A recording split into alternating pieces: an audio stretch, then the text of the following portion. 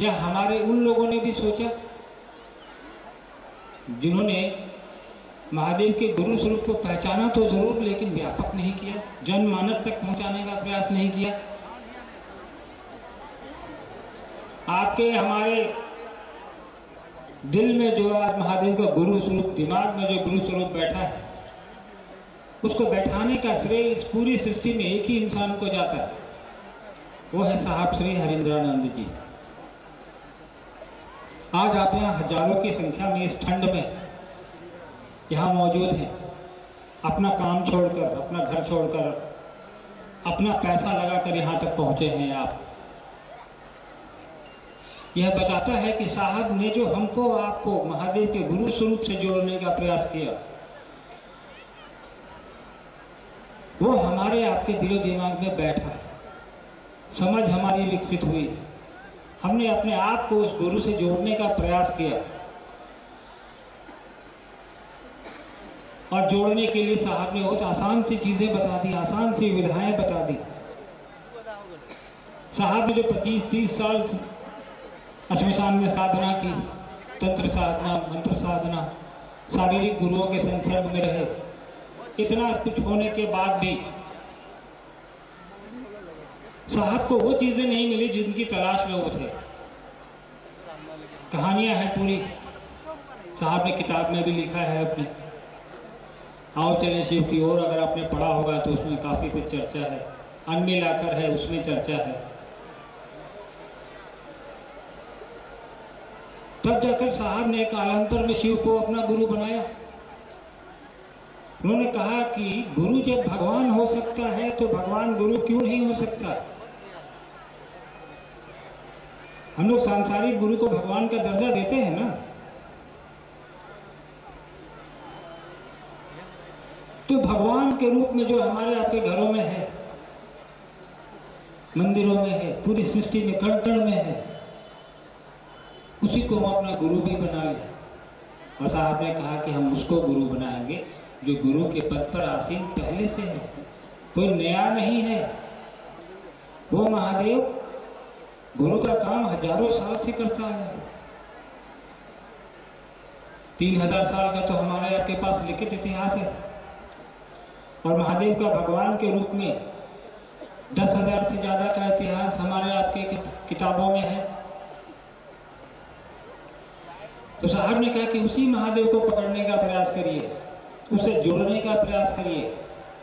जोड़ने के लिए साहब ने अपने 30 साल की मेहनत को मात्र 3 सूत्रों में लाके रख दिया। आपको और खुश होना चाहिए, उस 3 सूत्र से पूरी दुनिया लाभान्वित हो रही है। पूरा देश जहां भी लोग 3 सूत्र कर रहे हैं, उसमें से एक सूत्र की जगह वो आपकी जगह है।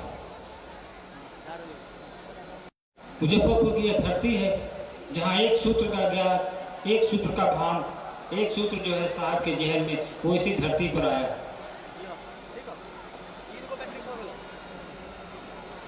उसी 3 सूत्र को करना है, उसके अलावा साहब ने कहा कुछ करने की आवश्यकता ही नहीं। दुनिया में कोई बंदिश नहीं रखी साहब ने। उन्होंने कहा कि हर वो इंसान जो धरती पर आया है वो ये पात्रता रखता है कि वो महादेव को अपना गुरु बना सके, भगवान शिव को अपना गुरु बना सके। शिव की बनाई दुनिया में कोई बंदिश कैसे, कोई वर्जना नहीं, कोई भेद नहीं। साहब ने कहा कि कोई भी इंसान, चाहे वो किसी धर्म का हो, किसी जाति का हो, क्या खाता है, क्या पहनता है, कहाँ रहता है, कहाँ नहीं रहता, कहाँ जाता है, कहाँ आता है, कोई बंदिश नहीं।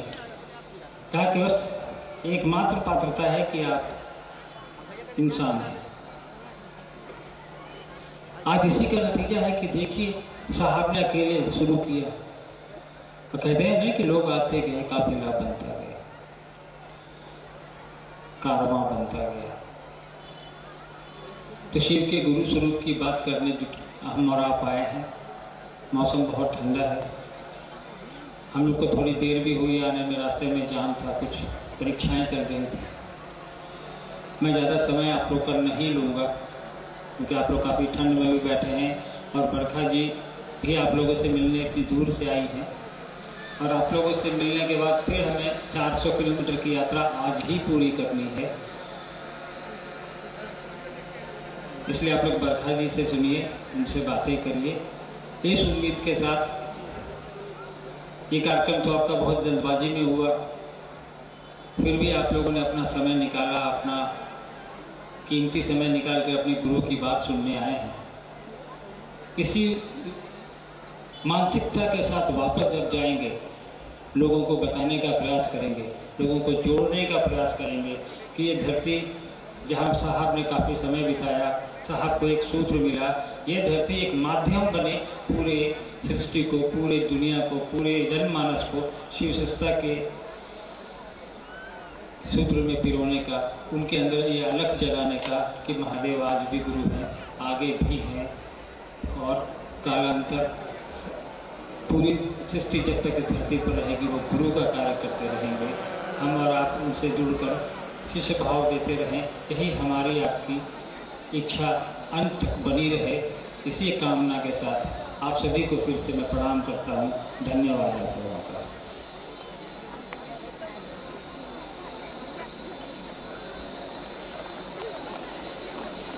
आइए हम आप एक भजन सुनते हैं, और इस भजन के बाद हम लोग दीदी बरखानंद जी को सुनेंगे।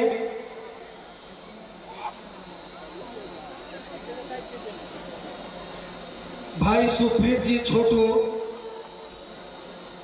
आपसे आग्रह है आप आइए और एक भजन के माध्यम से हम सबको गुरु महादेव साहब दीदी से जोड़ने का प्रयास करेंगे। भाई सुकृत जी। सर्वप्रथम अपने गुरुशिव के चरणों में प्रणाम, ब्रह्म गुरु भाता साहब श्री हरिनारायण जी के चरणों में प्रणाम, शक्ति स्वरूपा दीदी नीलावरण के चरणों में प्रणाम, अर्चित भैया और बरखा दीदी के चरणों में प्रणाम, और यहाँ आप तमाम सभी गुरु भाई बहनों को मेरा प्रणाम स्वीकारो। भजन गाने का प्रयास करता हूँ। मेरी झोपड़ी के भाग आज खुल जाएंगे, शिव गुरु आएंगे। मेरी झोपड़ी के भाग आज खुल जाएंगे, शिव गुरु आएंगे। शिव गुरु आएंगे, आएंगे, शिव गुरु आएंगे। शिव गुरु आएंगे, आएंगे, शिव गुरु आएंगे। मेरी झोपड़ी के भाग आज खुल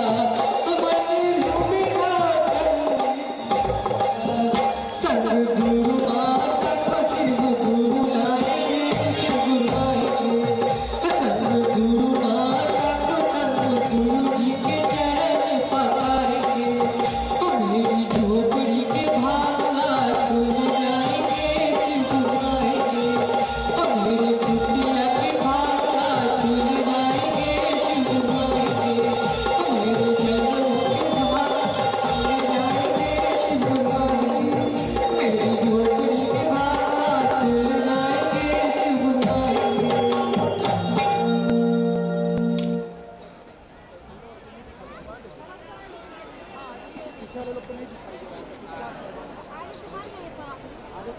हम लोग सुनेंगे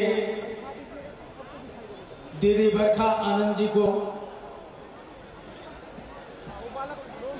जिनकी जन्मभूमि सीतामढ़ी है लेकिन कर्मभूमि मुजफ्फरपुर है, जिनके कर्म का आरंभ मुजफ्फरपुर से हुआ। वैसे आज उनकी कर्मभूमि तो पूरा भारत है। उनके कंधे से साहब दीदी के संकल्प की झोली टंगी है।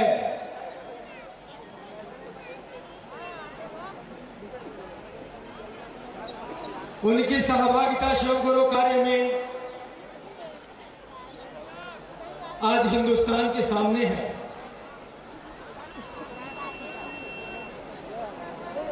हम उनको सुनेंगे। आग्रह है हमारा हम सभी का दीदी बरखानंद जी से, वो हमारे बीच आए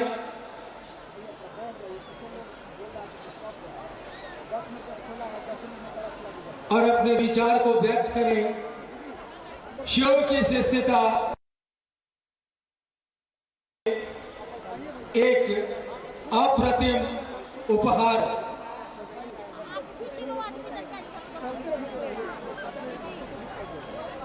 और हम आप सुनेंगे इनसे इस विषय पर और शिव गुरु से संबंधित कुछ जिज्ञासाओं का समाधान भी।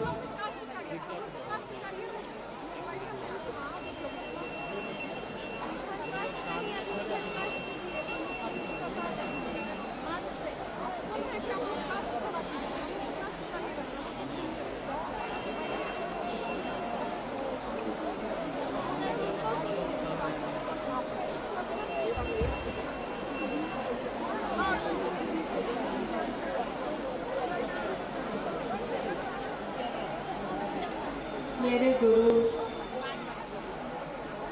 महेश्वर शिव को मेरा प्रणाम है।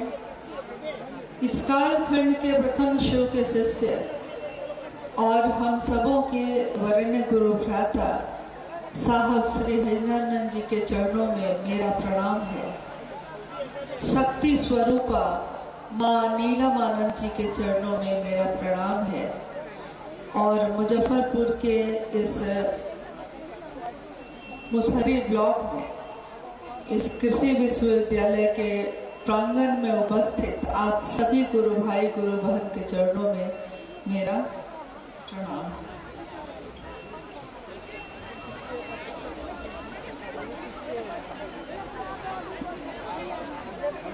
हम सबका सौभाग्य है कि आज इस धरती पे अपने गुरु शिव की बात करने के लिए आने का सौभाग्य प्राप्त हुआ। बिहार के सभी जिले अलग अलग चीजों के लिए प्रसिद्ध हैं, लेकिन मुजफ्फरपुर जिला नमः शिवाय की भूमि के नाम से प्रसिद्ध है। शिव शिष्यों के बीच सभी शिव के शिष्य उस धरती को प्रणाम करते हैं, नमन करते हैं जिस धरती पे मेरे साहब बैठे और उनकी सांसों पे शिव का प्राण मंत्र ही उतर गया। इसके पीछे की घटनाएं आप जानते हैं, आपने सुना होगा। लेकिन स्थान का, पात्र का, काल का महत्व होता है। किस स्थान पे होगा, कौन पात्र होगा और समय क्या होगा, ये सारी घटनाएं इस सृष्टि के बनने के साथ ही तय हो गई हैं, पैदा हो गई हैं। आज घटित हुआ है, लेकिन ये किसी की इच्छा में, शिव की इच्छा में बहुत समय पहले ही घटित हो चुका रहता है, तब आज होता है।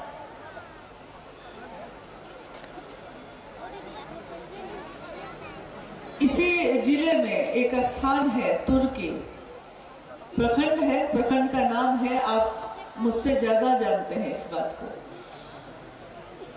शिक्षक प्रशिक्षण केंद्र यानी टीचर्स ट्रेनिंग कॉलेज अब जो हाजीपुर और पटना के मुख्य सड़क के बगल में है, उस समय भी वही था। और ये साल है सन 1975। सन 1974 के नवंबर महीने में साहब ने आरा जिला के गांधी शमशान में मन ही मन शिव को अपना गुरु बना लिया था। मन ही मन कि गुरु भगवान होते हैं तो भगवान गुरु क्यों नहीं, शिव भगवान है, उन्होंने शिव को ही गुरु बना लिया। उसके ठीक एक वर्ष उपरांत तुर्की में अहाते में साहब बैठे हैं, एक आम के वृक्ष के नीचे बैठे हैं शांत मन से और सोच रहे हैं शिव को भी गुरु बना लिया है। और ये घटना तब की है जब उनके जीवन में लौकिकता में उनके पिता उस समय टीचर्स ट्रेनिंग कॉलेज के प्रिंसिपल थे। उसी अहाते में उनके पिता को एक बहुत बड़ा क्वार्टर मिला हुआ था, जिसमें कमरे भी थे, आंगन भी था, दरवाजा भी है, द्वार भी है, सब कुछ था। लेकिन उस समय भी साहब हरिंद्रानंद जी उस क्वार्टर में नहीं रहते थे, सिर्फ भोजन करने जाते थे। रहते वो रात्रि विश्राम करते थे। उसके सामने एक छोटा सा कमरा था। साहब कहते हैं कि मैं इतना ज्यादा विक्षिप्त था उस समय, इतना ज्यादा निराश और हताश था। शिव को गुरु बना लिया था, लेकिन मेरा मन ये कहता था कि यहाँ भी कुछ नहीं मिलेगा। साहब बोलते कि मैं फूट फूट कर रोता था। मुझको लगता था कि यहाँ भी कुछ नहीं मिला। शिव को गुरु बनाकर 3 शर्तें मैंने बनाई थी कि आप जो तस्वीरों में दिखते हैं शिव, वैसे आएंगे तो मैं आपसे ज्ञान नहीं लूंगा। आप व्यक्ति के शरीर में आएंगे तब भी मैं आपसे कुछ भी नहीं सीखूंगा। और आज से पहले जितनी भी क्रियाएं की हैं, शमशान साधना, कब्रिस्तान साधना, मंत्रों का जप, कुंडलनी जागरण, इस तरह की जितनी भी साधना उपासना मैंने की है, अब कुछ भी नहीं करूंगा। अब आप जो बताएंगे वही करूंगा, लेकिन आप जो तस्वीरों में दिखते हैं वैसे आएंगे तो मैं नहीं मानूंगा, क्योंकि मैंने धोखे खाए थे। और आया सन 1975, ठीक 1 साल बाद, उसी अहाते में, और नवंबर का ही महीना, उसी अहाते में बैठे हैं साहब। हवा मंद मंद बह रही है और हवा के झोंके के साथ उनकी सांसों ने सुना। आप गौर कीजिएगा इस बात पे, सांसों ने सुना, जबकि सांस से हम सिर्फ गंध लेते हैं, आंखों से देखते हैं, कानों से सुनते हैं, मुंह से बोलते हैं, सांसों से सुगंध या दुर्गंध गंध आती है। लेकिन उस दिन साहब हरिंद्रानंद जी ने सांसों से सुना, नमक उनके सांस पे चढ़ा और सांस बाहर आई तो शिवाय निकल गया। भारतीय मनीषी, भारतीय ग्रंथ, शिव पुराण की वायव्य संहिता, इन सारे चीजों में जिक्र है कि नमः शिवाय शिव का प्राण मंत्र है। और उस दिन जो घटित हुआ, शिव का प्राण मंत्र एक साधारण से दिखने वाले शरीर में, जिनका नाम है हरिंद्रानंद, उनके सांसों के साथ उनके हृदय में उतरता चला गया। सांस बाहर आई तो शिवाय, नमः शिवाय, शिव को प्रणाम। शिव का प्राण मंत्र, शिव की ऊर्जा बहुत दूर की बात है। अगर आसमान की 5 तत्व है ना, उसमें एक सबसे सूक्ष्म तत्व है आकाश। वहां एक ही इंद्रिय काम करती है। आकाश की बिजली भी अगर गिर जाए, एक बिजली गिर जाए, बारिश हो रही है, एक बिजली गिर गई है, जहां गिरती है वहां के हरे भरे पेड़ या अगर कोई मानव शरीर है, सबको राख कर देती है। एक आसमान की बिजली की ऊर्जा इस धरती का बड़ा से बड़ा पेड़, बड़े से बड़ा घर या बहुत मजबूत पहलवान भी बर्दाश्त नहीं कर सकता। लेकिन उस दिन स्थान क्या था? तुर्की का वो अहाता। और पात्र कौन था? साहब हरिंद्रानंद जी स्वयं। समय क्या था? शाम की बेला। चुना गया उनको, क्योंकि जो बर्दाश्त कर सकता है, जो संभाल सकता है, उसी को दिया जाता है। कहते हैं सिद्धियां सिद्ध की जाती हैं साधन से, लेकिन बड़ी सिद्धियां दे दी जाती है, उसके लिए पात्र को कुछ भी करना नहीं पड़ता। साहब हरिंद्रानंद जी ने शिव को गुरु बनाकर बस मन ही मन शिव का मनन किया था, शिव को भूले नहीं थे।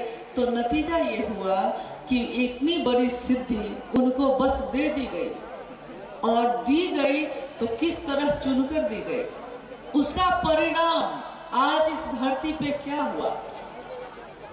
क्या परिणाम है कि आज करोड़ों लोग धरती के शिव को गुरु बनाकर चल रहे हैं और शिव के शिष्य के भाव में अपने जीवन को जी रहे हैं।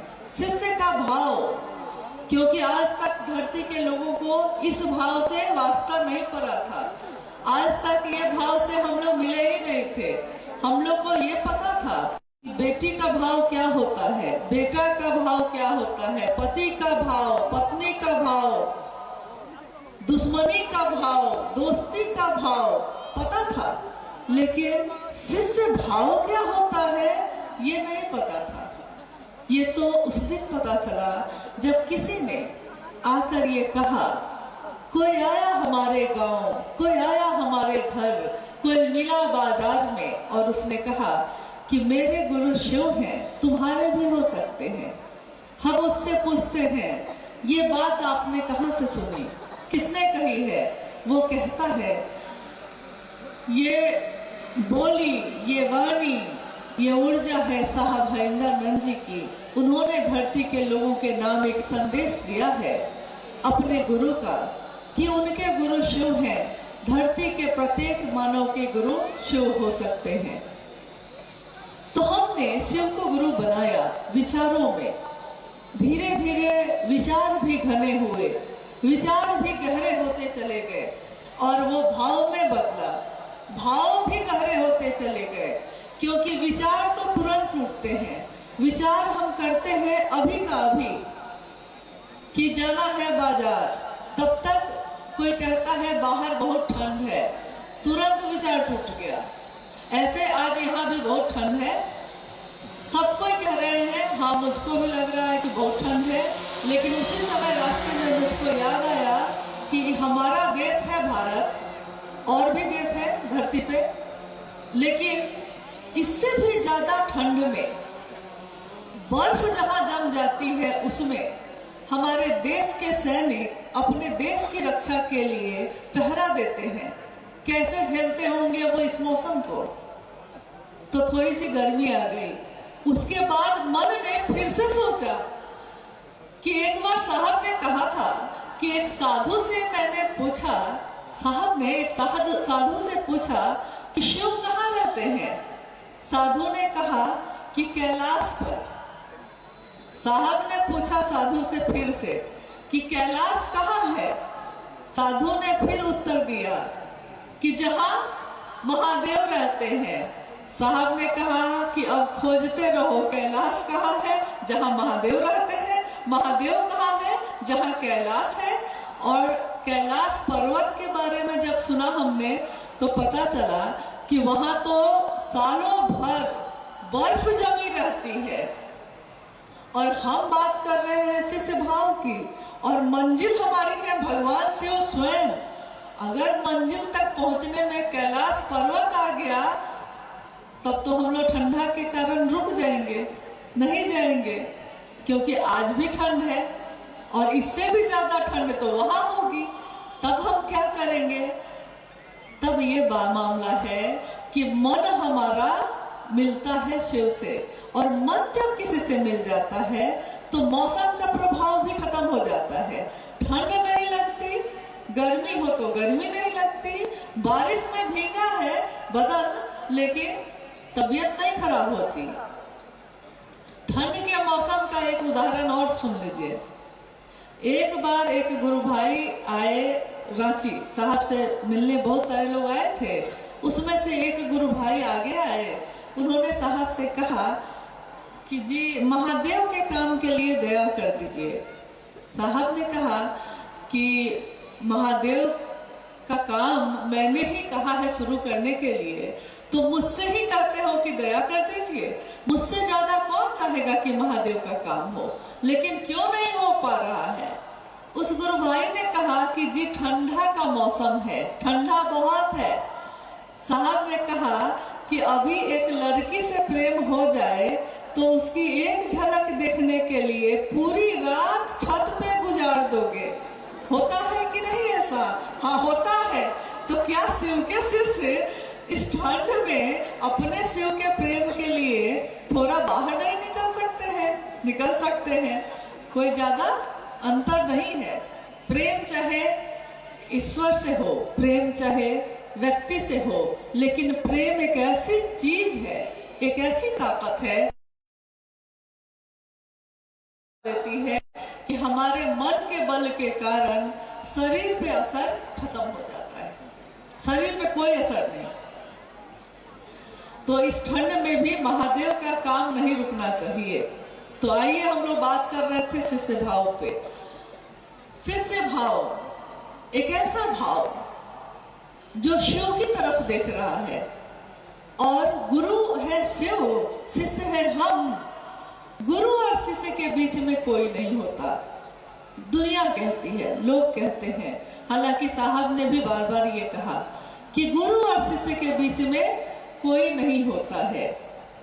उन्होंने एक गीत गाया और कहा कि गीत नहीं सुनते हैं आप लोग? अरे गाना उना सुना कीजिए। कि एक गीत में कहता है प्रेमी अपने प्रेमिका से कि देखा एक ख्वाब तो ये सिलसिले हुए, दूर तक निगाह में है गुल खिले हुए। ये गिला है, प्रेमिका कहती है प्रेमी को कि ये गिला है आपकी निगाहों से, कि मुझको शिकायत है आपकी निगाहों से कि ये फूल बीच में क्या कर रहे हैं, मेरे तुम्हारे बीच में ये फूल क्या कर रहा है। फूल भी हो दरमिया तो फासले हुए। प्रेमी और प्रेमिका में यही मामला होता है कि प्रेम पैदा दो सत्ताओं में होता है, रहता नहीं है दो सत्ताओं में, दोनों को एक कर देता है, और इतना एक करता है कि फूल भी बर्दाश्त नहीं है, वो भी चुभन पैदा कर रहे हैं। ये रिश्ता होता है गुरु और शिष्य का भी। लेकिन यहाँ थोड़ा सा रुकना होगा हम लोग को कि रिश्ता तो ये होता है, लेकिन इस रिश्ते को बनाया किसने है? लोग कहते हैं ना कि भाई एक लड़के की शादी एक लड़की से हो गई, लेकिन शादी तय करने के लिए एक अगुआ आता है। अगुआ जो लड़की वाले को भी मिला देता है, लड़का वाले को भी मिला देता है। अब कहता है कि भाई दोनों परिवार समझ लीजिए। शादी सफल हो गई तो अगुआ को कोई नहीं पूछता है नहीं? उसके बाद अगुआ कोई नहीं पूछता। लेकिन शादी अगर मामला फंस गया, तब मामला फंस गया तो सबसे ज्यादा किसको खोजा जाता है? अगुआ को। तो ये अगुआ कौन है हमारे, जो हमको शिव से मिला दिए हैं? साहब और इंद्रानंद जी। हाँ, साहब मेरा एक है और न दूजा कोई, जो दूजा साहब कहे दूजो कुल का होए। वो एक ही है जिन्होंने शिव से हम सभी को मिला दिया, और बदले में ये भी नहीं चाहा कि हम उनका नाम भी लें। हम उनका नाम लें ये भी उनको बर्दाश्त नहीं। कहते हैं कि जिसको प्रेम करता हूँ उसी का नाम सुनता हूँ तो अच्छा लगता है। महादेव महादेव होता है तो दिल को अच्छा लगता है, लेकिन हमको भी कृतज्ञ होना होगा, हमारे मन को झुकना होगा उनके लिए जिसके कारण आज शिव मेरे और आपके गुरु हैं। नहीं तो ये नहीं हो सकता था। तो शिष्य का भावांतरण के लिए अभी मैंने शुरू में कहा है कि ये धरती है नमः शिवाय की भूमि है, और नमः शिवाय मंत्र का प्रयोग तीसरे सूत्र में साहब ने किया है, जो हम लोगों को भी कहा है करने के लिए। 3 सूत्र हैं जो शिव को गुरु बनाने के बाद हम और आप करते हैं। तीसरा सूत्र सबसे पहले आया था, यानी शिव को गुरु मानने के 1 वर्ष के उपरांत पहले वही आया था। और साहब लिखते हैं कि शिष्यता के भावांतरण के लिए अपने गुरु शिव को नमन करने का प्रयास अपेक्षित है।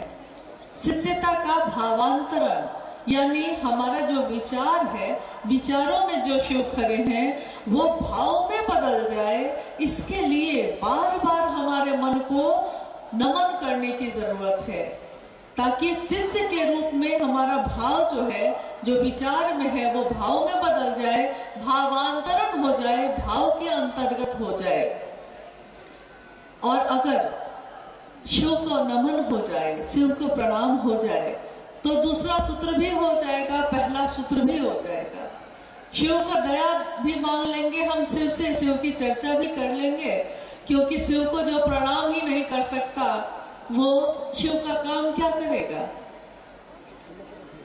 तो इस धरती को नमन है जिसके कारण शिव शिष्यता का प्रारंभ हुआ, और आज तीनों सूत्र के रूप में ये मोती, ये हीरे जो हमारे आपके पास हैं, हम उसको गली गली बिखराते हैं। शिव नाम का हीरा मोती मैं बिखराऊं गली गली, ले ले कोई लेने वाला। हाँ, आता है आप लोग को, आवाज लगाऊं गली गली, कोई सुनेगा ना सुनेगा, कोई मानेगा ना मानेगा, लेकिन हमारा काम है कहना। कहेंगे ही नहीं तो वो मानेगा कैसे, वो सुनेगा कैसे। कह के आगे बढ़ जाइए, शेष शिव गुरु हैं उन पर छोड़ दीजिए। आइए हम लोग कुछ जिज्ञासाओं पे बात करते हैं। जैसा आपने सुना है कि थोड़ा हम लोग के पास समय की कमी है आज, लेकिन तब भी आप इतनी ठंड में और इतनी दूर दूर से आए हैं, हम भी दूर से आए हैं, तो अपने गुरु का काम करके ही जो आगे बढ़ता है उसका काम हर जगह सफल होता है। तो महादेव के लिए जो एहसान है, जो कृतज्ञता है, जो गुरु दक्षिणा हम लोगों को देना चाहिए, वो देकर ही आगे बढ़ेंगे तो दूसरा काम भी सफल होगा। इसलिए आइए हम लोग जिज्ञासाओं पे बात करते हैं। जिज्ञासा है कि संपूर्ण संकीर्णताएं शिव भाव के शिखर की तलहटी में ही तिरोहित हो जाती है, तो फिर 10 साल 15 साल के गुरु भाई गुरु बहन जो शिव को गुरु मानते हैं, वो आपस में विभेद क्यों पैदा करते हैं? इसका क्या कारण है? पहले विभेद से ही शुरू हो गया। जिज्ञासा आपने सुनी है कि जब शिष्यानुभूति 1990 में साहब के द्वारा लिखी गई, उस किताब में, उस पुस्तिका में साहब ने लिखा है कि शिव भाव के शिखर की तलहटी में ही समस्त संकीर्णताएं तिरोहित हो जाती हैं। आप में से लगभग सभी लोगों ने पढ़ा होगा, मैंने भी पढ़ा है।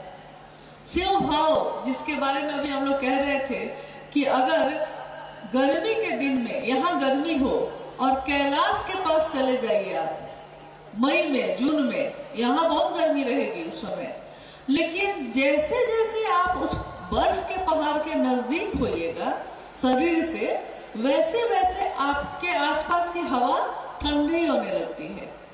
इतनी ठंड होने लगती है कि गाड़ी से आप जा रहे हैं, गाड़ी को रोककर जैकेट निकालना पड़ जाता है। पिछली बार हम लोग दार्जिलिंग की तरफ गए थे गुरु कार्य के लिए, तो गाड़ी को रास्ते में रोकना पड़ गया। सिलीगुड़ी में हाल खराब था, लेकिन थोड़ी गर्मी से और थोड़ी दूर जाते जाते हाल फिर खराब हुआ, लेकिन ठंडी से, तो जैकेट निकालना पड़ा। शरीर जैसे जैसे गया है, मतलब वहाँ के माहौल का, वहाँ की हवा का असर उसमें होने लगता है। और मन के साथ भी ऐसा ही होता है। मन सुख भी महसूस करता है, दुख भी महसूस करता है। मन संकीर्णताओं में गहरा जाएगा तो और संकीर्ण हो जाता है। और जैसे जैसे विराट की बात करता है, शिव की बात करता है, वही कहा गया कि विराट की बात करने वाले का मन भी विराट हो जाता है।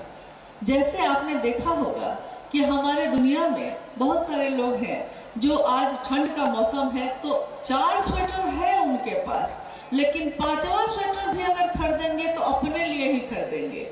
लेकिन बहुत ऐसे लोग भी आपको मिलेंगे कि एक ही स्वेटर है उसके पास और दूसरा अगर वो खरीदता है तो किसी ऐसे गरीब व्यक्ति के लिए खरीदता है जो सामने दिख रहा है ठंड से सिकुड़ा हुआ है, या पैसा नहीं है, खरीद नहीं सकता है। तो कितने लोगों को आप अगर देखना चाहेंगे तो ऐसे लोग मिलेंगे आपको, जिन्होंने अपने शरीर की चादर को उतार कर और किसी को उतार कर दे दिया है।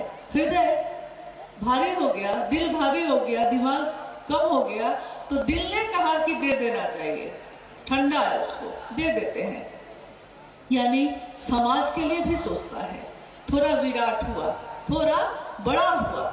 विराट की बात करने वाले का मन विराट होता है और शिव की बात करने वाले का मन शिव होता है। यानी जिसकी बात आप करते हैं, जिसके सानिध्य में आपका मन रहता है, उसका प्रभाव हमारे आपके मन पे होने लगता है। तो शिव भाव के शिखर की तलहटी में ही अभी शिष्य भाव आ ही रहा है, लेकिन मन पर से ये संकीर्णताएं धीरे धीरे अपने आप उड़ जाती हैं विभेद की, विभिन्नताओं की, विसंगतियों की। कोई इस जाति का है, कोई इस जाति का है, हम भूल जाते हैं। कोई अमीर है, कोई गरीब है, हम भूल जाते हैं। हम एक साथ बैठते हैं, जब ईश्वर की बात होती है हम सब नीचे बैठ जाते हैं, क्योंकि उस ईश्वर के बराबर कौन है जो उसके बराबर में बैठेगा। तो हम भूल जाते हैं कि हम अमीर हैं कि गरीब हैं, बहुत बड़े पद पे है कि हम रिक्शा चलाते हैं। उस ईश्वर के सानिध्य में जाकर उनके मंदिरों में या जहाँ उनकी सभा होती हो, जहाँ शिव की बात होती हो, उन जगहों पे जाकर आदमी बैठ जाता है, एक जैसे सोचने लगता है एक तरह से। और खाने को अगर 2 रोटी मिलती है तो उसी में 10 आदमी बांट के खा लेते हैं, पानी पीकर चले जाते हैं। यानी ये संकीर्णताएं आपके मन से अपने आप उड़ रही हैं। शिव को गुरु बनाकर होना तो यही चाहिए, लेकिन अगला प्रश्न ये है, उसी में अगला प्रश्न ये है कि 30 साल के भी पुराने गुरु भाई या गुरु बहन अगर कोई है और उनके मन से ये सारी चीजें नहीं गई हैं, तो इसका क्या मतलब है। तो इसका मतलब मुझको समझाने की जरूरत नहीं है, ये तो आप खुद समझ गए कि जो शिव का सानिध्य लेगा मन से और शिव का नहीं ले पा रहा है, तो कम से कम जिसने शिव से मिलवाया है साहब हरिंदरानंद जी से, उनका भी सानिध्य अगर ले लेगा तो मामला ठीक है, तब उसके मन में ये संकीर्णताएं नहीं होंगी। लेकिन अगर संकीर्णताएं हैं या अगर विभेद है, मनभेद है, मतभेद है, तो इसका अर्थ है कि हमने सिर्फ बोला है, अपने अंदर नहीं उतारा है। और जब तक कोई भी बात मेरे अंदर में नहीं उतरेगी, हम लाख अच्छी से अच्छी बात बोलें, लेकिन अगर उस बात का मेरे अंतर में प्रवेश नहीं होगा तो मुझ में कोई बदलाव नहीं होगा, किसी व्यक्ति में नहीं हो सकता। इसीलिए किसी गुरु को आंतर गुरु होना ही होता है, चाहे वो शरीर में हो या बिना शरीर के हो।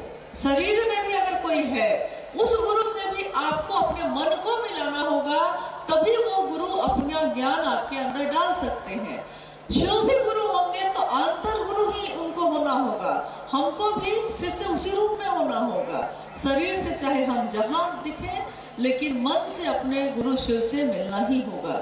और जो मिलेगा उसके मन में, यानी मनसा वाचा कर्मणा, मन में, वचन में, कर्म में, सब में ये परिलक्षित होगा, सब में ये दिखेगा कि हाँ शिव दिखते हैं। उससे बात करो तो शिव की याद आती है, उससे मिल लो तो शिव की याद आती है। लेकिन अगर ऐसा नहीं हो रहा है तो इसका कारण ये है कि निरंतर उस शिव के सानिध्य में रहने की जरूरत है, थोड़ी देर के लिए नहीं। जैसे आपने सुना होगा या पढ़ा भी होगा, आओ चले शिव की ओर में भी जो दया चर्चा और नमन है या नमः शिवाय का जो आलेख है, उसमें साहब ने लिखा है कि किसी भी तरह से अगर आप मंत्रों का मनन करते हैं, यानी नमः शिवाय भी एक महामंत्र है, प्राण मंत्र है, उसका मनन करते हैं आप, तो उसके मनन करने से भी आपके मन में यही परिलक्षित होगा। अगर 3 सूत्र नहीं होगा आपके जीवन में, तब भी आप 3 सूत्र ही करिएगा, और 3 सूत्र होगा तब तो करिएगा ही करिएगा। अगर किसी में ये परिलक्षित नहीं हो रहा है, ये नहीं दिख रहा है, इसका अर्थ है कि अभी यात्रा बाकी है, अभी उनको और ज्यादा सानिध्य लेने की जरूरत है। और यहीं पे लिखा गया है कि निरंतर करने की जरूरत है, क्योंकि जप का जो विधा दिया गया है, जप करने की जो विधा है, उस विधा में बहुत तरह के मालाओं का जप भी लिखा हुआ है कि माला पे भी आप जप करते हैं, यानी नमन करते हैं, और अजपा जप भी है। माला पे नमन करने के लिए आपको ज्यादा प्रयास की जरूरत नहीं है, बस मन में भाव रखना है शिव को प्रणाम करने का, या जिस भी देवी देवता के लिए आप कर रहे हैं। कमल के गट्टे पे, तुलसी की माला पे, रुद्राक्ष की माला पे, जो जिस देवता का स्मरण करता है उसका माला वो प्रयोग करता है। लेकिन शिव के शिष्य निरंतर अजपा जप को ही करने में ज्यादा विश्वास रखते हैं, क्योंकि अजपा जप विधि सर्वोत्तम विधि है और सांसों के साथ शुरू होती है, सांसों के साथ खत्म होती है। यानी हर सांस पे नमः शिवाय शुरू है अजपा जप में, जब तक कि शरीर की मौत ना हो जाए, जब तक कि शरीर से सांस लेना और जो छोड़ने का जो प्रक्रिया है वो खत्म ना हो जाए, तब तक ये चलता ही रहता है। अब है कि अभी भाई सुरेंद्र जी ने जो जिज्ञासा पढ़ी है उसमें है कि क्यों यह नहीं हो पाया। एक छोटी सी घटना है, आप लोग को सुनाते हैं, अगर ध्यान से सुनिएगा तो मुझको भी समझ में आया था, आपको भी समझ में आएगा कि हुआ क्या है। अगर लौकिक कोई कष्ट होता है तो एक माला करने से ठीक हो सकता है, लेकिन पारलौकिक कष्ट या ईश्वर प्राप्ति के लिए हमेशा अजपा जप का ही सहारा लिया जाता है। इसका अलग विज्ञान है। एक घटना मैंने पढ़ी, एक जगह पढ़ा था कि एक व्यक्ति पायलट बनना चाहता था। एक बच्चा पढ़ाई कर रहा था। पायलट यानी हवाई जहाज जो चलाता है उसके ड्राइवर को पायलट कहा जाता है, जो हवाई जहाज चलाता है वो पायलट है। एक बच्चा जो गरीब था, पायलट बनना चाहता था, लेकिन लाख पढ़ाई करने के बाद भी पैसे के अभाव में आगे की पढ़ाई वो नहीं कर पाया, यानी पायलट की पढ़ाई नहीं कर पाया। लेकिन मन में तो था उसके कि हमको बनना तो पायलट था। तो जब आदमी वो नहीं बन पाता जो वो बनना चाहता है, तो कम से कम उस तरह के काम के नजदीक रहता है। जैसे आपने देखा होगा कि कोई अगर डॉक्टरी का पढ़ाई कर रहा है, डॉक्टर नहीं हो पाया तो कम से कम कंपाउंडर जरूर हो जाएगा, वो भी नहीं हो पाएगा तो कम से कम दवा का दुकान खोल लेगा, मतलब कि उसको मेडिकल लाइन ही अच्छी लगती है। वैसे ही वो बच्चा जो था, जब पायलट नहीं बन पाया तो उसने बहुत प्रयास करके हवाई जहाज के मेंटेनेंस वाले विभाग में काम पकड़ लिया। हवाई जहाज में जो सफाई करते हैं जो लोग, जब हवाई जहाज उतरता है तो सफाई करते हैं, उसके बाद फिर दोबारा यात्रा आरंभ होती है, तो वो काम उसने पकड़ लिया। हवाई जहाज के अंदर गया सफाई करने, तो किसी के द्वारा एक किताब छूट गई थी। उस किताब को उसने उठाया, उस पे ऊपर में लिखा हुआ था कि एक दिन में पायलट कैसे बने, हमसे सीखिए। उस किताब के ऊपर लिखा हुआ था कि एक दिन में पायलट कैसे बने, हमसे सीखिए। ये देखकर वो खुश हो गया। उसको लगा कि ये तो मेरी मनचाही मुराद पूरी हो गई। हम जिसके लिए इतना परेशान थे, ये तो हो नहीं पा रहा था, लेकिन इस किताब से तो लग रहा है कि एक दिन में हम सीख लेंगे। अब वो इतना व्याकुल और बेचैन हो गया कि उसने कहा कि पहला पन्ना उल्टा। तो पहले पन्ने पे लिखा हुआ था कि हवाई जहाज के कॉकपिट में जाइए, कॉकपिट में जाकर लाल बटन दबाइए। लाल बटन दबाते ही हवाई जहाज स्टार्ट हो जाएगा। अब वो इतना बेचैन था कि वो सीधे चला गया हवाई जहाज के कॉकपिट में, जहां दो पायलट बैठते हैं उड़ाने के लिए, चला गया। और एकदम हड़बड़ी में, सोचा ही नहीं उसने आगे कुछ, सबसे पहले लाल बटन दबाया। लाल बटन दबाया, हवाई जहाज स्टार्ट हो गया। फिर उसके बाद अगला पन्ना देख रहा है, तो उसमें कह रहा है कि हरा बटन दबाइए तो रनवे पे, हवाई जहाज रनवे पे चलने लगेगा। तुरंत दूसरा बटन दबाया, हरा बटन तुरंत दबाया, हवाई जहाज रनवे पे चलने लगा। तीसरा पन्ना, तीसरे पन्ने पे लिखा था पीला बटन दबाइए तो हवाई जहाज टेक ऑफ हो जाएगा, यानी कि हवा में उड़ जाएगा। तीसरा बटन भी तुरंत दबाया, हवाई जहाज उड़ गया ऊपर। आगे का पन्ना जब पलटा, उड़ चुका, हवा में है अब वो, और कोई है नहीं हवाई जहाज में। तो आगे का पन्ना जब पलटा तो लिखा हुआ था कि आगे की जानकारी के लिए किताब का दूसरा अंग पढ़िए। अब बेचारा सिर पकड़ के बैठ गया कि उड़ा तो लिए आप, उतारिएगा कैसे, ये ज्ञान तो सीखा ही नहीं। पहले पूरा समझ तो लेते तब ना हवाई जहाज उड़ाते। तो वही हो गया हमारे आपके साथ में। साहब ने कहा कि शिव को गुरु बनाओ। हम लोगों ने कहा क्या बात है, इतनी सुंदर बात है, इससे सुंदर बात क्या होगी, बना लिया। उन्होंने कहा कि 3 सूत्र है, करिए। लेकिन बार बार कहा कि ये तीनों सूत्र पाथे हैं, रास्ते में मंजिल है भगवान शिव स्वयं। पाथे है मतलब कि यहाँ से जो रास्ता तय करिएगा ना शिव तक, वहां तक पहुंचने के लिए ये रास्ते में सहारा देगा, पोषण देगा, जीवित रखेगा आपके मन को। तो तीनों वो हम सुने नहीं, ये बात तो उनकी सुने नहीं। हम सुने क्या, हाँ 3 सूत्र कर लो, हो गया मामला ठीक। एक दिन में शिव शिष्य कैसे बन सकते हैं, तो 3 सूत्र कर लिए। दया मांगना है, दया मांग लिए। चर्चा करना है तो खूब आयोजन किए, खूब आयोजन किए। रोज 1 दिवसीय हो रहा है, रोज 1 दिवसीय हो रहा है। चर्चा भी खूब हो गई। अब प्रणाम ही तो करना है, तो प्रणाम तो करते ही रहते हैं हम लोग। कोई गुजरा तो प्रणाम चचा, चाहे उसको चचा माने या ना माने, लेकिन गुजर रहा है तो प्रणाम कर दिए। हालांकि आजकल बच्चे बहुत सारे अब ये भी छोड़ दिए हैं, कम से कम प्रणाम भी करते हैं हाथ जोड़ के, ऊपर से ही सही। अब देखते हैं कि वो भी माँ बाप को कहना पड़ता है कि चचा है प्रणाम करो, तब कहीं जाके बड़े बेमन से प्रणाम करता है, उसको मन नहीं होता। खैर, इसका नतीजा क्या होगा, क्योंकि तीनों सूत्र सीखने के बाद भी हमको काम तो तीनों सूत्र के द्वारा ही करना होगा ना। जैसे साइकिल चलाना कोई सीखा है अगर, तो साइकिल चलाना जब सीखा था तो 10 बार गिरा, फिर उठा, फिर सीखा, फिर चला। लेकिन साइकिल चलाते चलाते जब वो साइकिल चलाना सीख गया, तब भी साइकिल चलाने का तरीका क्या होगा, वही होगा ना। जब सीखते समय जो तरीका था, सीखने के बाद भी तरीका तो वही होगा ना, कि तरीका बदल जाएगा? आप बताइए, वही होगा ना? हैंडल सीधा ही ना पकड़ना पड़ेगा, घंटी बजानी पड़ेगी ना, पैर पेडल पे रखना पड़ेगा ना।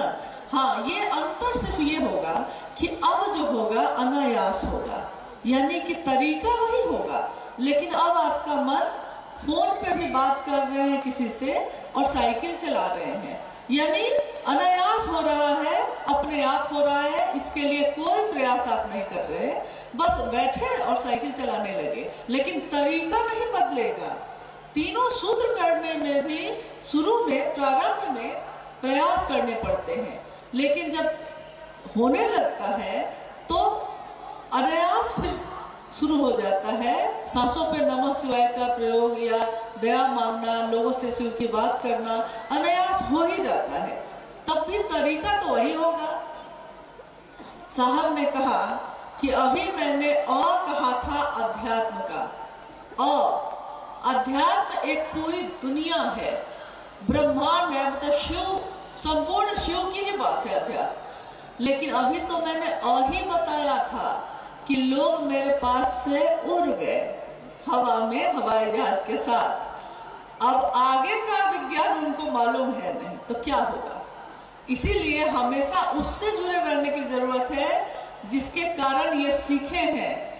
अगर सीखे हैं ना, तो कहीं कोई दिक्कत होगी तो वो मदद कर देंगे, उपलब्ध है वो मन से ही। आप मन से जहां पूछिएगा वो आपको उपलब्ध होंगे।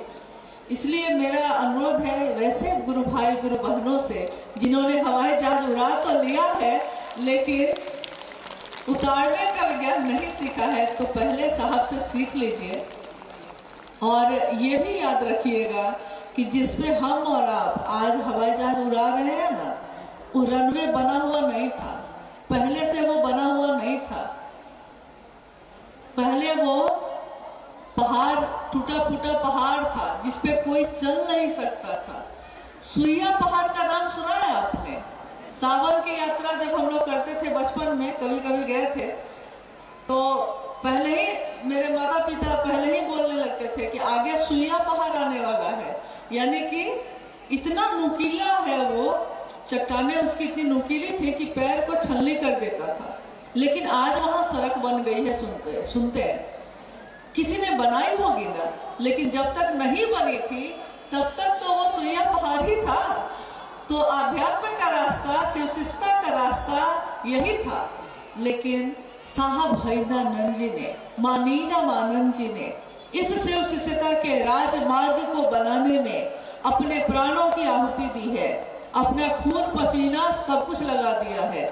और हाल पूछना है तो उनसे पूछिए कि इस राजमार्ग को बनाने में उनकी हथेलियां कितनी घायल हुई होंगी, उनके मन प्राण कितने घायल हुए होंगे।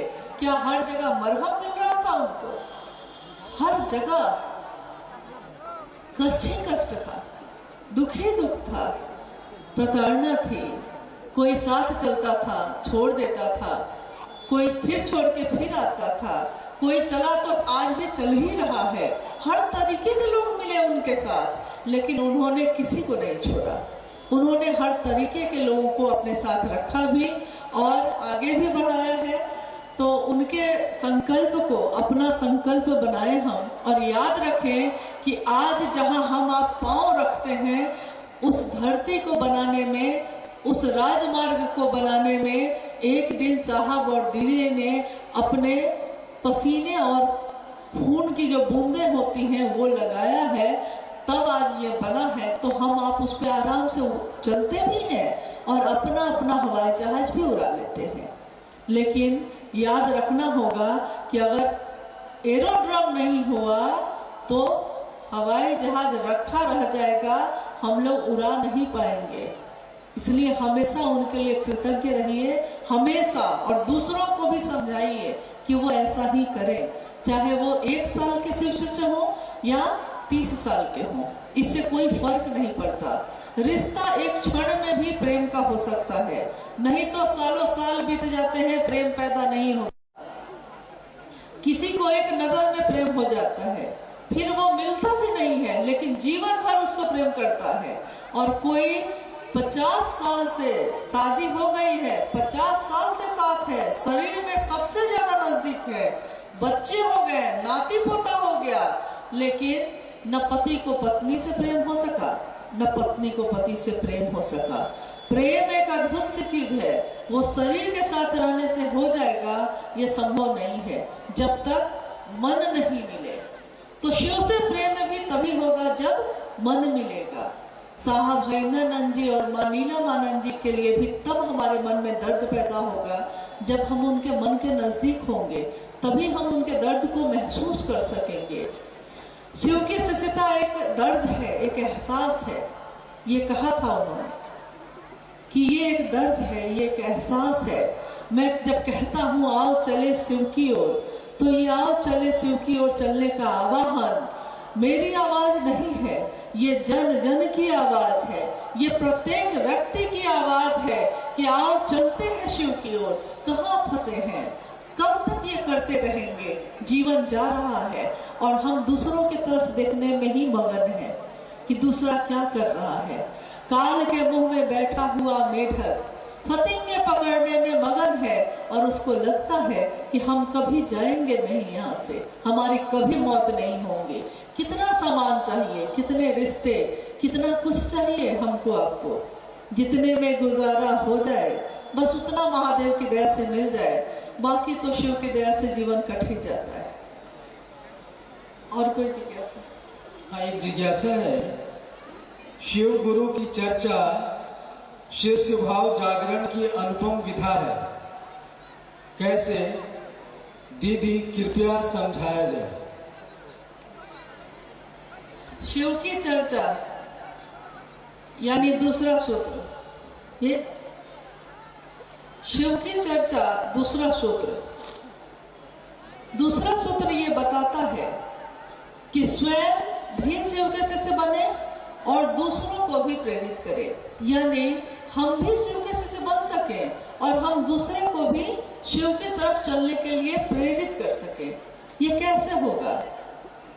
थोड़ा हम जीवन को देखते हैं, साहब दीदी के जीवन को। साहब ने शिव को गुरु बनाया, मां नीलमानंद जी ने उनका साथ दिया। क्या क्या किया उन्होंने लोगों को बुला बुला कर चाय पिलाई, खाना खिलाया, जूठी थालियां भी धोई। क्यों? एक डिप्टी कलेक्टर को क्या जरूरत है, एक राज परिवार की बेटी और डिप्टी कलेक्टर की पत्नी को क्या जरूरत ये करने की? लेकिन उन्होंने किया। किस लिए? कि वो तो शिव से बन ही रहे हैं, बने ही हैं, लेकिन जगत के दूसरे लोग भी शिव से बन सके, इसके लिए जो कर सकते थे सब किया। हम क्या क्या करते हैं, हम अपने जीवन में जब देखेंगे तो हम खुद ही समझ जाएंगे कि हम क्या क्या करते हैं। क्योंकि बहुत बार हम सिर्फ आयोजन किसी ने किया है तो हम जाते हैं, चर्चा करके चले आते हैं, लेकिन अपने प्रतिदिन के जीवन में भी हम ये काम करते हैं कि नहीं? हम किसी अनजान व्यक्ति से शिव की बात करते हैं और उसको शिव की तरफ चलने के लिए प्रेरित करते हैं। अगर करते हैं तो ठीक है, खुद अपने यात्रा ठीक रहे, हम शिव के शिष्य बने रहे, इसके लिए शिव से दया मांगते हैं, शिव की चर्चा, शिव को प्रणाम ये करते हैं। अगर करते हैं तो ठीक है, क्योंकि शिव से दया मांगना भी उतना ही जरूरी है, शिव को प्रणाम करना भी उतना ही जरूरी है जितना शिव की चर्चा करना है। तीनों सूत्र जरूरी है तभी दिए गए, नहीं तो क्यों दिया जाता? एक ही सूत्र रहता, सारे सूत्र क्यों होते? तीनों सूत्र जरूरी थे, इसलिए तीनों दिए गए। शिव की चर्चा अगर सिर्फ एक सूत्र हम करते रह गए तो हमारा संतुलन बिगड़ेगा, क्योंकि शिव की चर्चा के लिए हमको उतरना होगा समाज में, और समाज में उतरने पे क्या क्या है, दुनिया में क्या क्या मिलता है? बहुत कुछ, सम्मान, पैसा, सुविधा, चीजें, सब कुछ मिलता है। लेकिन अगर हम पहला और तीसरा सूत्र करते रहे, मेरा मन शिव से दया मांगता ही रहे और हम शिव को नमन करते रहे, तो दूसरा सूत्र करने पे भी कितना भी लोग सम्मान देंगे, आपको याद रहेगा कि किसके कारण दे रहे हैं। कितने भी लोग पैसे कहेंगे कि ये हो जाएगा वो हो जाएगा, आपको याद रहेगा कि अरे शिव को प्रणाम हो जाए, इससे बड़ी उपलब्धि, इससे बड़ा वैभव और कुछ भी नहीं है शिष्य के जीवन में। तो जब दूसरा सूत्र हम करते हैं तो हम दोनों चीजों का ध्यान रखते हैं कि दया की स्थिति में मेरा मन झुका भी रहे और नमन के प्रयास में भी हम लगे रहें, तभी ये दूसरा सूत्र सार्थक है। शिष्य भाव जागरण की अनुबंध विधा है। जागरण, जागिए गुरु मेरे, मुझे भी खुद जगाइए। हे मेरे गुरु, हे मेरे शिव, आप जागिए और मुझको भी जगाइए। शिष्य कह रहा है, ये नहीं कह रहा सिर्फ आप जाग जाइए, आप तो जगे ही हैं, लेकिन मैं जो सोया हूं, मेरे मन प्राण पे जो अंधेरा अंधकार आच्छन्न है, उसका क्षय करिए, उसको तो हटाइए। क्योंकि जो भी ये तीनों सूत्र हैं, ये तीनों सूत्र अक्षय स्रोत हैं ऊर्जा के। ऊर्जा है इसमें बहुत ज्यादा। अक्षय यानी जिसका कभी क्षय नहीं हो, क्षरण नहीं हो, ऐसा ये अक्षय स्रोत है जो तीनों सूत्र करने वाले को ऊर्जा से भर देता है। लेकिन अगर हम नहीं करते हैं सही से तो हमारा मन नहीं जागता। हमारा मन जागे, शिव के लिए जागे, जगत के लिए तो जगा ही हुआ है। पैसा पॉकेट में है, पैसा कहाँ कहता है कि मैं इतना हूँ। 5 रुपया, 1 रुपया का सिक्का, 5 रुपया का सिक्का, 10 रुपये का नोट मेरे पॉकेट में है, ये पैसा तो नहीं बोलता, लेकिन हम उसके लिए जगे हुए हैं। इसलिए हमको पता है कि मेरी अलमारी में कितने पैसे हैं। पैसा नहीं बोलता, पैसा कागज का टुकड़ा है, लेकिन मेरा मन उसके लिए जगा हुआ है, इसलिए हमको पता है कि कितना है। कपड़े नहीं बोलते, लेकिन मेरा मन उसके लिए संवेदनशील है, तो हमको पता है मेरे पास कितना कपड़ा है। घर, संपत्ति, खेत कुछ भी नहीं बोलता, किसी में भी आवाज नहीं है, इस धरती का ही वैभव है वो, लेकिन मेरा मन उसके लिए जगा हुआ है।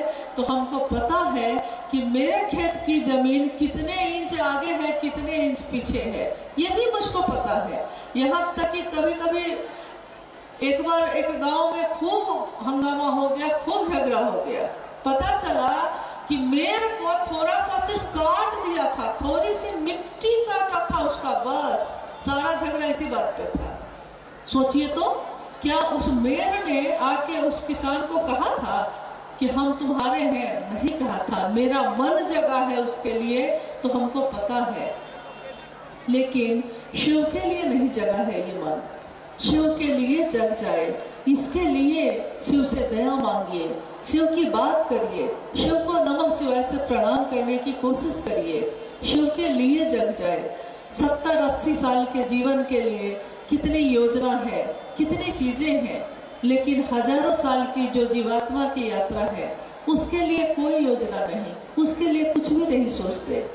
सामने वाला व्यक्ति मुझसे नाराज ना हो जाए, इसके लिए मन नहीं है, तब भी उसको प्रणाम करते हैं। लेकिन मेरे शिव ना मुझसे अलग हो जाए, इसके लिए शिव को प्रणाम क्यों नहीं करते? शिव को प्रणाम तो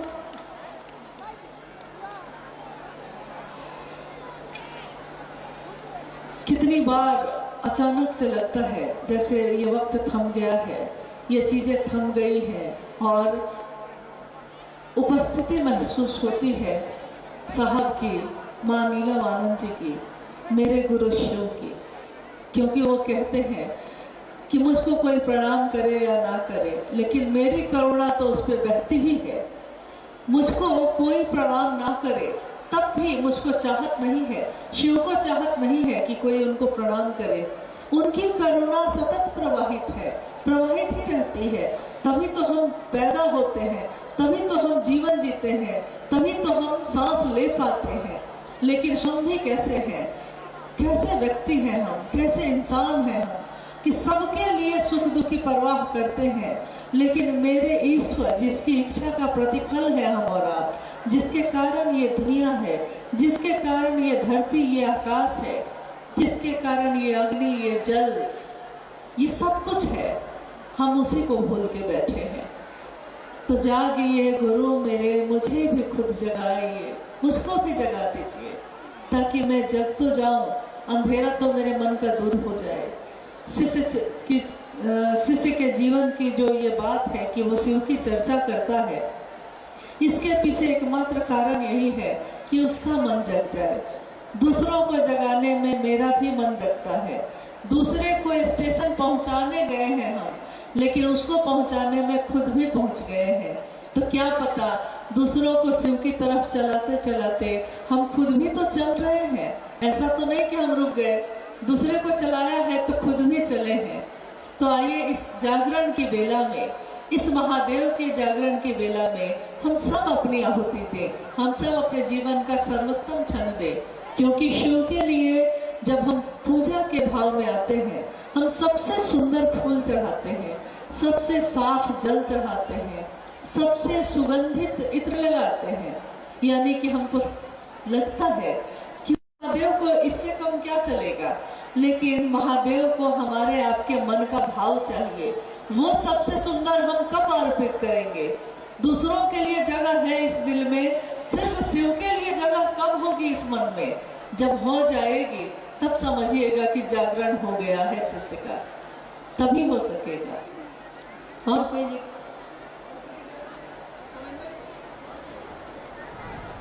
जी एक अंतिम जिज्ञासा, साहब और शिव दोनों में क्या अंतर है, कृपया समझाया जाए। जिज्ञासा तो लगता है पहली बार आई है ऐसे। साहब यानी साहब है ना रंडी, जब हम साहब कहते हैं मतलब वही। साहब में और शिव में क्या अंतर है? आप उन्हीं की बातों को सुनिएगा, उन्हीं की लिखी हुई आओ चले शिव की ओर को पढ़िएगा तो आपको पता चलेगा साहब और शिव में क्या अंतर है। मंत्र देने वाले का, कोई जो आपको मंत्र देता है, जिसने आपको रास्ता बताया है, जिसने आपको नमन करना सिखाया है, जिसने आपको ये तीनों सूत्र दिए हैं, मंत्र देने वाला, मंत्र के देवता से, ये बहुत महत्वपूर्ण प्रश्न है जो अभी आया है। मेरा निवेदन है कि आप इसको गौर से जरूर सुनिएगा, क्योंकि इसके कारण भी बहुत सारे भ्रम हमको होते हैं। साहब और शिव में क्या अंतर है? तो याद रखिएगा कि जिसने मंत्र दिया है, मंत्र मतलब नमः शिवाय नहीं, शिव मेरे हैं आपके भी हो सकते हैं, शिव के शिष्यों का ये मूल मंत्र है। शिव मेरे हैं आपके भी हो सकते हैं। ये देने वाला कौन है? और देने वाला जो है, जिसको हम कह रहे हैं साहब, देने वाला उस मंत्र के देवता, चैतन्य, ऊर्जा जो उसमें विद्यमान है। शिव मेरे गुरु हैं, शिव आपके भी हो सकते हैं। यहाँ किसकी बात की जा रही है? यहाँ शिव की बात की जा रही है। शिव के का जो चैतन्य है, जो ऊर्जा है, उससे उसको देने वाला और उसमें रहने वाला देवता दोनों अभिन्न होते हैं। अभिन्न यानी कि सिक्के के, एक ही सिक्के के दो पहलू, अभिन्न है वो, अलग है ही नहीं, अलग भी नहीं है, एक भी नहीं है, अभिन्न है, एक साथ जुड़े हुए हैं। इधर से देखिए तो शिव दिखते हैं, उधर से देखिए तो साहब दिखते हैं। अब देखना किधर से है? जिधर से देखना है उधर से देखिए, जिधर से देखिए। लेकिन मन जब, ये भी लिखा है उन्होंने, मन जब सांसों के साथ नहीं चलकर, तीन सूत्र करते करते हम लोग हो गए ना मशीन, यंत्र की तरह कर रहे हैं। टेप रिकॉर्डर में कैसेट लगा दिए हैं, वो बजता है तो आदमी रोता है, लेकिन टेप रिकॉर्डर नहीं रोता है। आदमी हंसता है, लेकिन टेप रिकॉर्डर नहीं हंसता। शिष्यों के जीवन में शिव शिष्यता का गुलाब खिल जाए, उसकी खुशबू भर जाए, ये कैसे होगा? ये तब होगा जब हम तीनों सूत्रों को, मंत्र को या तीनों सूत्रों को मशीन की तरह नहीं करें, आदमी की तरह करें। इंसान जिसमें संवेदना है, जिसमें दर्द है, जिसमें एहसास है। और मन जब सांस के साथ नहीं चलकर मंत्र के देवता से मतलब चैतन्य में, मंत्र के चैतन्य में ठहर जाता है, रुक जाता है, मन रुकता है, शरीर नहीं। मन, मेरा मन अब कहाँ रहता है ये नहीं मालूम है, लेकिन मन कहते समय लोग ज्यादातर यहाँ बोलते हैं। अब पता नहीं कहाँ है ये नहीं मालूम, किसी को नहीं मालूम। दिल कहाँ है मालूम है, किडनी कहाँ है मालूम है, आंख नाक कहाँ है सब मालूम है, लेकिन मन कहाँ है ये किसी को नहीं मालूम। आज तक तो पता नहीं चला, आगे पता नहीं क्या होगा। तो मन जो शिव से मिलने वाला है, जिसको हम कह रहे हैं शिव से मिलने के बाद जब सांस के साथ नहीं चलकर, यानी जब हम सांस पे भी नमः शिवाय चढ़ाते हैं, गौर कीजिएगा इस बात पे, एक होता है शिव को प्रणाम माला पे, एक तरीका है अजप जप यानी सांस पे। सांस को सर्वोत्तम विधि कहा गया है, लेकिन सांस के साथ नहीं चलकर मन, अभी तक सांस ले रहे हैं सांस छोड़ रहे हैं, तो नमः ले रहे हैं शिवाय छोड़ रहे हैं, लेकिन एक स्थिति ऐसी आती है, सबसे ऊंचे के स्तर की स्थिति ये आती है कि मन, सांस भी कभी अब मन को पता नहीं चल रहा है, सांस चल रही है लेकिन मन जो है अब सांस के साथ जुड़ा हुआ नहीं है। मन कहाँ जुड़ गया है? मंत्र के चैतन्य में। चैतन्य कौन है? शिव गुरु है, या नमः शिवाय से हम प्रणाम करते हैं, तो उसमें चैतन्य कौन है? आपके हमारे जीवन में जो मंत्र है उसमें चैतन्य, यानी कि उसमें जिंदा कौन है? किससे मिलने की बात हम कर रहे हैं? शिव से ना। तो उसमें चैतन्य से हमारा मन जब सांस के साथ नहीं चलकर चैतन्य में ठहर जाता है, सांस आ रही है जा रही है, लेकिन मन अब ठहर गया है वहां जहां वो ऊर्जा है, अक्षय स्रोत है, जहां उस ऊर्जा में जब ठहर जाता है तो मंत्र के देवता से मन का सानिध्य प्राप्त होने लगता है। मंजिल तक पहुंचेंगे कब हम? जब मेरा मन उस देवता से सानिध्य प्राप्त करे जिसको हम पुकार रहे हैं, शिव कह रहे हैं जिसको, ठहर जाए, रुक जाए जहां जाके। और ये कैसे होगा, कब होगा? एक घटना हुई थी रांची में ही, हो सकता है आप में से बहुत लोगों ने सुना भी होगा। महाशिवरात्रि की बेला थी, महाशिवरात्रि की पूजा चल रही थी। साहब को आरती के लिए बुलाने के लिए अनु बाबू यहाँ बैठे हैं, पाहुन आपके। अब आपने कह दिया है कि मिथिले में रहिएगा, तो हम कहेंगे कि वो यही रह जाए, हम चले जाते हैं। पाहुन जो बैठे हैं उन्होंने कहा कि साहब को कि आरती के लिए चला जाए। साहब ने कहा आप लोग कर लीजिए, मैं नहीं जाऊंगा। 2 बार 3 बार लोग बुलाने गए, फिर मैं भी उठ के पूजा से चली गई कि साहब चलिए ना, आपके बिना कैसे पूजा। तो खैर उन्होंने कहा ठीक है चलिए, तो वो गए। थाली 5 थाली वहां रखी हुई थी, महादेव की पूजा हो रही है, 5 थाली वहां रखी हुई थी। हर थाली जो साहब की तरफ बढ़ाई गई उन्होंने दूसरे की तरफ बढ़ा दिया। 4 थाली जब बढ़ गई, 5वीं थाली जब उनके हाथ में आई तो अब अगल बगल में कोई दूसरा नहीं था, थाली उसके हाथ में थी। तो साहब ने कहा कि या तो मैं कोई काम करता नहीं हूँ, या करता हूँ तो फिर बहुत अच्छी तरह करता हूँ, या तो करूंगा ही नहीं, लेकिन अगर करना ही है, अब तय है कि करना पड़ेगा, तो उसको बहुत अच्छे से करेंगे। तो उन्होंने कहा कि आरती की थाल को मैंने ऐसे सामने रखा और एक गुरु भाई है परमेश्वर जी, उनको कहा कि नमामि समीसान गाओ, तो ये गाने लगे। तब तक क्या हुआ कि थाली जो थी, आरती खत्म हो गई, लेकिन थाली साहब के हाथ में, साहब की आंख बंद है, थाली हाथ में है और लग रहा है कि अब गिर जाएगी थाली। तब तक अनु बाबू ने हाथ बढ़ा के जल्दी से थाली को पकड़ लिया। अब जो है अचानक जैसे उनकी तंद्रा टूट गई। उन्होंने कहा क्या हुआ? बाद में साहब ने कहा कि अभी जो मेरी स्थिति हुई थी, इसी को लोग कहते हैं ध्यान में चले जाना, या समग्र मतलब सारा का सारा ज्ञान आ जाना, समझ आ जाना, ये सारी चीजें जो होती हैं, शब्द हम बड़े बड़े बना लें, लेकिन हुआ ये कि उन्होंने कहा कि मैंने थाली ली और महादेव पे अपने मन को टिका दिया और महादेव से सानिध्य हो गया, बातचीत शुरू हो गई, बात शुरू हो गई, महादेव से सानिध्य हो गया, तो पता चला कि थाली हाथ में है लेकिन शरीर का उनको सुध ही नहीं था, पता ही नहीं है कि शरीर क्या कर रहा है।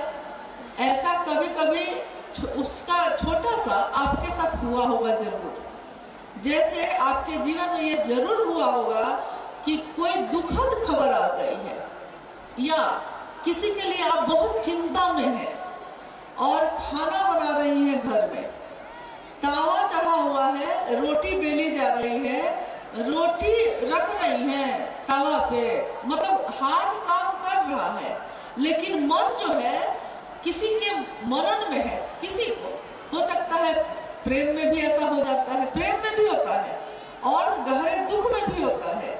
अचानक आपका मन इतना ज्यादा उसके ध्यान में चला गया है कि रोटी के बदले आप अपना हाथ रख दिए हैं। किसी के साथ हुआ है ऐसा? हुआ है यही है, जिसके साथ रहने से आपका मन आपके शरीर को छोड़ के चला गया, वही है, ठीक वही अवस्था है, लेकिन ऊंचे स्तर में और ऊंचे स्तर में जब शिव के ध्यान में आपका मन चला जाता है तो यही होता है कि शरीर का सुध बुध भी नहीं रहता कि शरीर क्या कर रहा है। लैला के प्रेम में मगन मजनू चला जा रहा है, उसको पत्तों में भी लैला दिखाई देती है, उसको धरती पे भी लैला दिखाई देती है। कोई कहता है कि अरे तुमसे क्यों टकराया? उसने कहा कि मैं तुमको दिखा कैसे, क्योंकि मुझको तो लैला के सिवा कोई नहीं दिखती। शिव को गुरु मानने वाले लोग, शिव का शिष्य बनने वाले हम सभी देखना था शिव को, सुनना था शिव की बात, कहनी थी शिव की बात, किसको देखने लगे, क्या सुनने लगे? इसलिए आइए हम सब अपने साहब का साथ लें और चले शिव की ओर और सुने भी वही जो उन्होंने कहा है, जीना है तो शिव की तरफ जियो, बनना है तो शिव की तरह बनो, नहीं रहना है तो शिव की तरह रहो, यानी रहेंगे भी मत रहो। जमाने में है सबके साथ, जीते हैं सबके साथ, लेकिन बन के रहते हैं अपने गुरु शिव का। तो आइए हम सब अपने गुरु की तरफ चले, अपने साहब दीदी के साथ चले और ये तीनों सूत्र को पाथेय बनाए। रास्ते के रोटी और सब्जी जो खाने का रखते हैं हम लोग, वही है ये, लेकिन मंजिल अभी दूर है। इसके लिए जमाने के लोग आपको हमको बहुत गौर से देखते हैं, दुनिया के लोग आपको देखते हैं कि आप शिव की बात करने वाले लोग, आपका मन कैसा है, आपके वचन में क्या ताकत है, आपका कर्म कैसा है, क्या काम करते हैं आप। काम मतलब ये नहीं कि अच्छा बुरा, काम मतलब ये कि काम छोटा बड़ा नहीं होता, सच्चाई हो उसमें, सही काम करिए जो जगत के लिए अनुकरणीय हो। शिव के शिष्यों का सामान्य भावाचरण भी जगत के लिए अनुकरणीय होता है।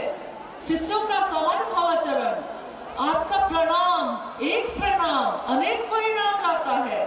आपका हाथ जोड़कर किसी को प्रणाम करना उसको शिव की दिशा में ले जाता है। इसलिए दूसरों को भी प्रणाम करना सीखिए, अपने मन को झुकाना हम सीखें। जो शिव के लिए झुकेगा वो कहीं भी झुकेगा, उसको कोई दिक्कत नहीं है।